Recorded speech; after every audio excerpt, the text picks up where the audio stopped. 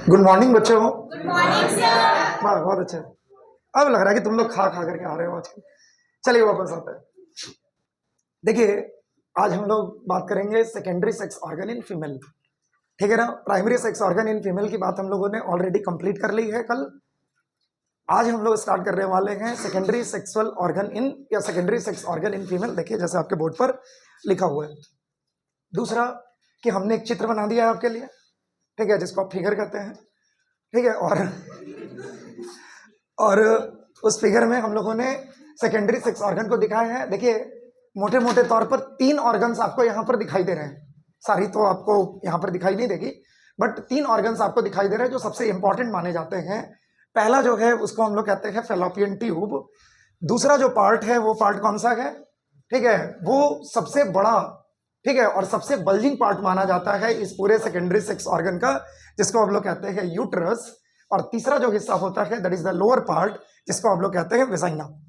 ठीक है। सो 3 अलग अलग किस्म के पार्ट्स जो है वो दिखाई दे रहे हैं। इसके बाद भी 2-3 पार्ट्स हमको अलग से पढ़ने हैं ना, जैसे एक्सटर्नल जेनिटिलिया ऑफ फीमेल आपको पढ़ना है, एसेसरी सेक्स ग्लैंड्स आपको पढ़ना है ना। तो ये ओवरऑल में आपका कंप्लीट पैकेज हो जाएगा। क्लियर है। देखिए अब यहां पर देखो, सबसे पहला जो हिस्सा है, सबसे पहला जो पार्ट है वो कौन सा पार्ट है, उसको हम लोग कहते हैं फैलोपियन ट्यूब। देखिए यहां पर लिखा हुआ है। और देखिए फैलोपियन ट्यूब का एक और नाम है, फैलोपियन ट्यूब को हम लोग ओविडक्ट भी कहते हैं। ठीक है, आप फैलोपियन ट्यूब कह लीजिए या फिर इसको ओविडक्ट कह लीजिए। ठीक है। अब देखिए फैलोपियन ट्यूब जो है वो कैसे दिखाई दे रहे हैं। तो सबसे पहले it is found in the form of pair, दोनों साइड में है, यूट्रस के दोनों साइड में ये अटैच होते हैं। दूसरा कि जब आप फैलोपियन ट्यूब की बात करेंगे तो आप सबसे बेहतर तरीके से फैलोपियन ट्यूब को कैसे समझें। ठीक है, चलिए हम आपको समझाते हैं सबसे बेहतर तरीके से। आप फैलोपियन ट्यूब कभी नहीं बोलेंगे। देखिए ये जो आपका बॉडी पार्ट है ना, ये बीच का जो हिस्सा है थोरेसिक केस से लेकर के एब्डोमेन तक, इसको आप मान लीजिए कि ये आपका यूट्रस है। ठीक है। और ये जो दोनों हाथ है आपका, ये क्या है, फैलोपियन ट्यूब है। ठीक है। अब आप जब फैलोपियन ट्यूब की बात करेंगे तो ये हिस्सा देखिए, ये, ठीक है, इसके 3 पार्ट्स में आप इसको डिवाइड कर लीजिए। यानी इस हैंड को आपने 3 पार्ट्स में डिवाइड कर लिया।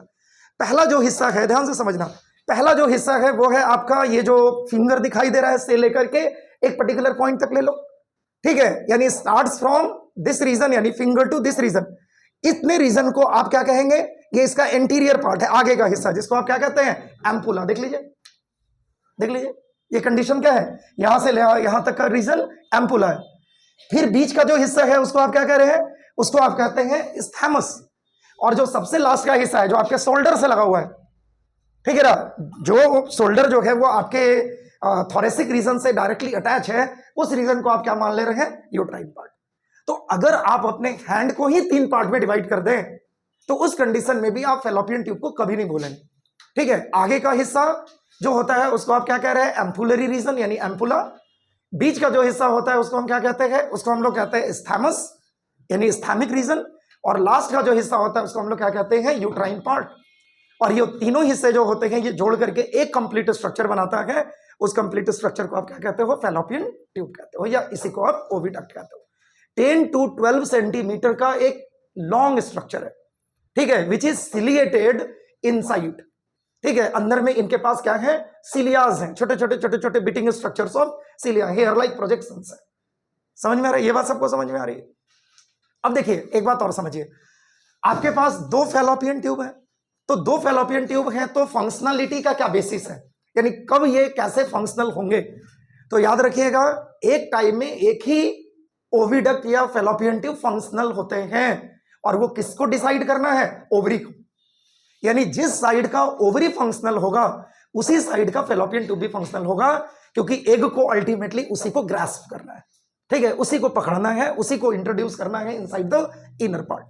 तो हमेशा याद रखेंगे, एक टाइम में एक ovary along with the similar side fallopian tube get activated। बहुत रेयरेस्ट कंडीशन होती है जब दोनों ओवरी एक साथ फंक्शनल हो जाए और जब दोनों फैलोपियन ट्यूब एक साथ फंक्शनल हो जाए, तो फिर वहां पर नॉन आइडेंटिकल ट्विंस का कॉन्सेप्ट आप देख सकते हैं।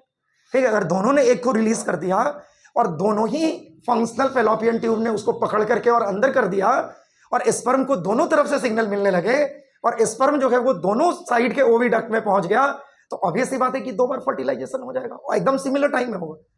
लेकिन जो यहाँ पर फर्टिलाइजेशन के बाद जो प्रोडक्ट बनेंगे, जैसे जो आपका मैच्योरेशन का टाइम होगा, जो एम्ब्रियोनिक डेवलपमेंट सब कुछ सेम होगा, लेकिन दो अलग अलग स्पर्म के साथ जुड़े हैं तो ट्विंस तो बनाएंगे वो, लेकिन ट्विंस कैसे होंगे? उनके नॉन आइडेंटिकल होंगे, एक दूसरे से मैच नहीं करेंगे, और मैच ही नहीं करेंगे इवन दो देयर सक्सेस में भी डिफरेंट। ठीक है, ज्यादातर कंडीशन में उनका सक्सेस, अरे ये वही कंडीशन है जैसे एक बच्चा आज पैदा हुआ और एक बच्चा 2 साल के बाद पैदा हुआ। ठीक है, बस यहां पर प्रॉब्लम यह है कि चूंकि दोनों एक साथ फंक्शनल हो गए तो 2 एग निकल गए, लेकिन दोनों ने अपना अपना काम अलग अलग तरीके से किया है, तो टाइम बस खाली उसमें जो है वो सिक्योर हो रहा है। ठीक है, अदरवाइज बाकी जो भी चेंजेस हैं वो वैसे ही हो रहे हैं जैसे 2 बच्चों के बीच में गैप होता है और 2 अलग अलग एग जो होते हैं अलग अलग स्पर्म के साथ जुड़ करके और बेबीज का प्रोडक्शन करते हैं, बाकी कोई चेंजेस नहीं होता। ठीक है, मेरे यहाँ एक ऐसा बच्चा पढ़ता था, ठीक है, जिसके भाई बहन ये दोनों कहते नॉन आइडेंटिकल ट्विंस थे। ठीक है, तो ऑब्वियसली नॉन आइडेंटिकल ट्विंस को आप देख करके थोड़ी पहचान लीजिएगा, आप नहीं पहचान पाइएगा। ठीक है, तो मैं क्लास लिया और क्लास लेकर के मैं वहां पर बैठा अपने ऑफिस में, एक जो उसका भाई है वो आया, उसने आकर के प्रणाम किया, उसने चॉकलेट दिया, मैंने कहा जन्मदिन है? तो यस सर। ये पता था कि ये दोनों भाई बहन है। ठीक है, जैसे ही वो गया वैसे ही उसकी बहन भी आ गई। ठीक है, जन्मदिन है? तो हाँ। तो मैंने तुरंत पूछ लिया कि नॉन आइडेंटिकल ट्विंस हो? तो हाँ सर। ठीक है, दोनों में कोई मैचिंग ही नहीं है, दोनों बिल्कुल अलग अलग है, कोई देख करके नहीं बता सकता, जबकि आइडेंटिकल को देखिए, आइडेंटिकल में तुरंत पहचान में आ जाएगा कि ये दोनों जुड़ हुए हैं। ठीक है, तो अलग अलग किस्में, जेनेटिक्स में मैंने आपको ऑलरेडी बताया हुआ ये 3 अलग अलग ट्विंस। तो यहां पर जनरल कंडीशन ये नहीं है। जनरल कंडीशन में एक ovary along with the similar side of oviduct or fallopian tube get functional, और वो क्या करते हैं? वो एग को ग्रास्प कर सकते। एग किस फॉर्म में पाया जाता है? सेकेंडरी oocyte के फॉर्म में। ये सब आपको बार बार रिवाइज करना है। ठीक है, और आप जितनी बार रिवाइज करेंगे उतना ही बेहतर होते जाएंगे।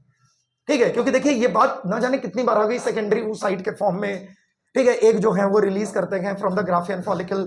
ठीक है, उस एग को पकड़ना है, ठीक है, फिर उसको वेट कराना है कि भाई स्पर्म का सिग्नल मिलना शुरू हो जाए। एक बार स्पर्म का सिग्नल मिलना शुरू हो गया तो फिर क्या हो जाएंगे? सेकेंड मियोसिस होगी, यानी मियोसिस 2 होगा। सेकेंडरी oocyte जो होते हैं it get converted into ripe egg या मैच्योर एग, और तब जाकर के फर्टिलाइजेशन की प्रोसेस होगी। तो एक बार रिवीजन नहीं कीजिए, जितनी बार आप रिवीजन करेंगे सब में एक ही बात है, और जितनी बार आप रिवीजन करेंगे उतना ही बेहतर आपका ये पार्ट हो जाएगा। ठीक है, उतना ही बेहतर तरीके से आप चीजों को डील कर सकते हैं। ठीक है, दूसरी बात देखिए, यहां पर एक बात और है एम्पुला में, जरा इसको समझिए। देखिए एम्पुला में 2-3 बातें और सीखनी है आपको जो यहां पर एज सच नहीं बनाई गई। एक देखिए, तो ये जो आपका जिसको आप कलाई कहते हो, ठीक है ना, कार्पेल्स। ठीक है, ये जो कलाई का रीजन होता है ये इस हैंड को इस फिंगर के साथ यानी पाम और फिंगर के साथ जोड़ने का काम करता है, ये ज्वाइनिंग पॉइंट है। तो ये जो आपकी कलाई होती है उसी तरीके से यहां पर क्या प्रेजेंट होते हैं? ये ज्वाइनिंग पॉइंट होता है जिसको आप क्या कहते हैं? इनफंडाबुलम। ये पूरा रीजन जो है वो किसका है? इनफंडाबुलम का। और आगे का हिस्सा कैसा होता है? फिंगर लाइक होता है, and that finger like is known as what? उस फिंगर लाइक एरिया को आप क्या कहते हैं? फिमरी कहते हैं। और देखिए 2 फिंगर लाइक स्ट्रक्चर के बीच में, यानी 2 फिंगर लाइक स्ट्रक्चर के बीच में, यानी फिमरी के बीच में क्या होते हैं? एक छोटे से पोर प्रेजेंट होता है, ध्यान दीजिएगा। ठीक है, 2 फिंगर लाइक प्रोजेक्शन यानी फिमरी के बीच में क्या प्रेजेंट होते हैं? छोटे छोटे से पोर्स होते हैं, और उस पोर का नाम है, उसको क्या कहा जाता है? ओस्टियम कहते हैं। उस पोर को क्या कहा जाता है? ओस्टियम। तो क्या होगा? देखिए यहां से एग रिलीज होगा, ये एग जो होंगे वो फिमरी क्या करेंगे? कैच करेंगे, और फिमरी जैसे ही कैच करेंगे इस एग को, यहां ओस्टियम के सहारे ये इसको अंदर भेज देंगे, और ये अंदर से होता हुआ, चूंकि ये ट्यूब है ना, तो ये अंदर से होता हुआ कहां पहुंच जाएगा? इस रीजन में, जिसको आप क्या कहते हैं? Ampullary isthmic junction. ये जो रीजन है ये कौन सा रीजन है? एक तरफ देखिए एम्पुला खत्म हो रहा है और इस्थैमस यहां से शुरू हो रहा है, इसका मतलब क्या हुआ? It is ampullary isthmic junction, and it is the region where fertilization takes place. यही वो रीजन है जहां पर क्या होता है? फर्टिलाइजेशन की प्रोसेस होती है। लेकिन एक प्रॉब्लम है, देखिए अगर कोई आपसे ये पूछे कि which of the following region where the fertilization takes place in the human being, तो या फिर ह्यूमन फीमेल, तो उस कंडीशन में आप खोजिए ऑप्शन। अगर एम्पुलरी इस्थैमिक जंक्शन है तो आप इसको टिक कर दीजिए, कोई दिक्कत वाली बात नहीं है। लेकिन प्रॉब्लम तब हो जाती है जब वो ऐसे लिखते हैं, देखिए ऑप्शन में ampulla, isthmus, uterine part, all of the above. अब क्या करेंगे? सर ने तो बता दिया एम्पुलरी इस्थैमिक जंक्शन, ठीक है, लेकिन यहां तो एम्पुला अलग दिया हुआ और इस्थैमस अलग दिया हुआ, किसको टिक करेंगे? तो उस कंडीशन में आप किसको टिक करेंगे? एम्पुला को टिक करेंगे। किसको टिक करेंगे? Ampulla. So site of fertilization in the fallopian tube is ampulla. ठीक है, जहां पर कि आपके ऑप्शन में एम्पुलरी इस्थामिक जंक्शन नहीं है। अगर एम्पुलरी इस्थामिक जंक्शन है, धड़ाक से टिक कर देना। ठीक है, क्योंकि वही रीजन जो होता है वो एक्चुअल रीजन माना जाता है फॉर द फर्टिलाइजेशन प्रोसेस। ठीक है, दूसरा हिस्सा जो है ये छोटा सा हिस्सा है, एक ट्यूबुलर पार्ट है, जिसको आप क्या कहते हैं? स्थामस कहते हैं। ठीक है, अच्छा, जहां पर फर्टिलाइजेशन होता है वहीं पर एक प्रोसेस की शुरुआत होती है जिसको हम लोग कहते हैं क्लीवेज। आने वाले टाइम में पढ़ाएंगे। ठीक है, it is the rapid mitotic division takes place in a zygote to attain the normal cell size. आपके जो जाइगोट होते हैं उनकी सेल की साइज काफी बड़ी होती है, उस साइज को दोबारा अटेन करना है, जैसे ह्यूमन बीइंग के सेल होते हैं उतने साइज तक उसको ले आना है। उसके लिए रैपिड माइटोटिक डिवीजन, तो मियोसिस नहीं, माइटोटिक डिवीजन। एक बार केवल गैमेट के दौरान मियोसिस होता है, उसके बाद मियोसिस कभी नहीं होता, याद रखिएगा।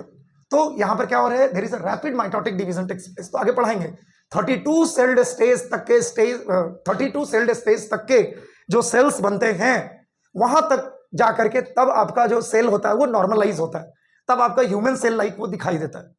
तो वहां तक ये कैसे जाते हैं, वहां पर बहुत सारी बातें आपको सीखनी है। ब्लास्टोसिस्ट फॉर्मेशन क्या होता है, इम्प्लांटेशन में ब्लास्टोसिस्ट का कैसे इस्तेमाल होता है, ये सारी बातें आपको सिखाएंगे। बट अभी आपको क्या सीखना है कि क्लीवेज की भी जो प्रोसेस, कभी कभी पूछ देता है कि site of cleavage is, so that is the fallopian tube. ठीक है, क्योंकि फैलोपियन ट्यूब में पहले क्लीवेज की शुरुआत होती है, जैसे ही जाइगोट बनेंगे क्लीवेज की शुरुआत वहीं से हो जाती है। और up to 16 celled stage, 8 to 16 celled stage जो होते हैं वो कहां बनते हैं? फैलोपियन ट्यूब में। उसके बाद ये लुढ़क लुढ़क करके कहां पहुंच जाते हैं? उसको कहते हैं मोर्यूला स्टेज। मोर्यूला मतलब बॉल लाइक स्ट्रक्चर होता है, मलबेरी बॉल लाइक। वो ऐसे ऐसे ऐसे ऐसे लुढ़कते लुढ़कते, समथिंग लाइक ब्लैकिश ऊन जो होता है ना, उल, उसको आप ऐसे गोला बना देते हैं। खास करके वैसे ऊन जो पहले से स्वेटर बुने हुए हैं, फिर उसको मम्मी ने खोल दिया क्योंकि छोटा हो गया, और उसको दोबारा से रैप कर दिया, एक उनका गोला बन जाता है। अब तो ऊन वाला कहानी लगभग खत्म हो गया हमारे यहाँ, हो गया ना? नहीं तो पहले देखिए जितने भी हमारे यहाँ की टीचर्स हुआ करती थी, सब ठंडा के दिन में चल रहा होता था उनका कार्यक्रम। ठीक है, अब तो बहुत सारे ना सुधार हुए हैं। ठीक है, अब तो उनको पढ़ाना भी है, तो उस कंडीशन में अब उनके गोले घर में चले गए और ऊन धीरे धीरे विलुप्त होता जा रहा है। सस्ते में स्वेटर आ जाते हैं, अब कोई महिलाएं जो है वो इतना मेहनत नहीं करती। दूसरा, लेगेसी कोई कैरी नहीं कर रहा है। ठीक है, दादी नानी से मम्मी तक पहुंच गया, ठीक है, लेकिन मम्मी के बाद अब कैरी करने वाला कोई नहीं है। आप खुद सोच करके देख लीजिए, गलत बोल रहे हैं? कहीं इतना मेहनत क्यों करना, इससे बढ़िया तो हम खरीद ना लेंगे। ठीक है, और नहीं तो हो जाएगा कि हमें क्या किया जा रहा है? घरेलू प्रताड़ना दिया जा रहा है। ठीक है, बताइए, स्वेटर बिनवाया जा रहा है हमसे। ठीक है, और कहीं सोनम रघुवंशी जैसा कोई मिल गया तो तब कहिए देगा। ठीक है, यो देखना है भाई, भाई समझिए। आजकल ना गजब की कहानी चल रही है भारत देश में भाई। पिछले 2-3 महीने में तो हद ही मच गई है बिल्कुल से, नहीं एकदम बैक टू बैक खबरें आ रही हैं ऐसी वाली। ठीक है, अब तो बॉयज को सतर्क रहना है, कब किसको सोनम रघुवंशी मिल जाए आता पता नहीं। पता चलेगा कोई ड्रम में है, कोई पता चलेगा खाई के नीचे मिल रहा है, कोई कुछ। अब वही वाली कहानी है। ठीक है, तो अब बड़ा मुश्किल है भाई। हाँ, वही सीमेंट वाले ड्रम में हो, ठीक है, वहीं से मुक्ति मिल गई। ठीक है, हंसो मत रोए।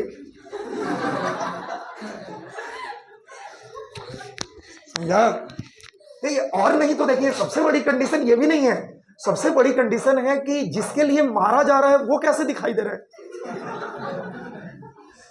ये बहुत विचित्र है भाई। जैसे आप अगर किसी को ऐसे मतलब इसको इस दुनिया से पलायन करवा दे रहे हैं, तो सामने वाला थोड़ा अच्छा दिखना चाहिए। तो पता चला मजदूरा है, ठीक है, बेरोजगार है, तो चरसी है। ये तो मुझे आज तक समझ में नहीं आ रहा है। और ये नहीं, मैं आपको न जाने, कल मैं देख रहा था आज तक, ठीक है, आज तक पर वो 9 बजे वाली जो प्राइम टाइम होती है ना, उसमें वो लोग बता रही हैं, वो जो महिला एंकर है, क्या नाम है, अंजना ओम कश्यप, वही वाली बात बता रही हैं कि भाई पता ही नहीं चला, इतने मीम्स के बाढ़ आ गए हैं आज के डेट में।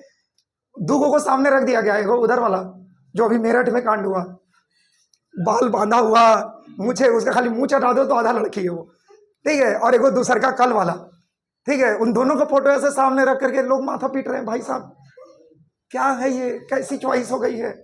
ठीक है, तो अब पता नहीं, भगवान ही जाने, तो थोड़ा संभल करके रहना है। बॉयज, ये बॉयज के लिए थ्रेट है भाई, गर्ल्स के लिए कोई थ्रेट नहीं है। गर्ल्स के लिए कोई थ्रेट नहीं है, बॉयज के लिए थ्रेट है ये। और देखो ना इधर तो लगातार एगो एगो था, वो क्या नाम है उसका, कौन सुभाष नाम था जो